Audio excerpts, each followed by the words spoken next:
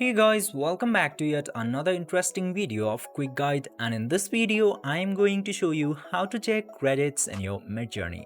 So without any further ado, let's dive right into this exciting video.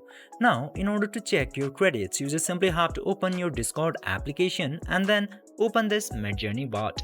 And after opening the Midjourney bot, you just simply have to type command info into the chat section. Then after that, click to send button. Then it will send an information table for you about your Midjourney subscription.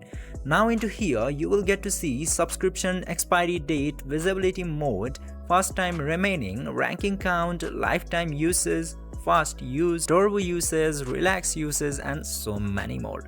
And into this section you will get this very interesting detail called fast time remaining, which is 551 per 15 hours into mine.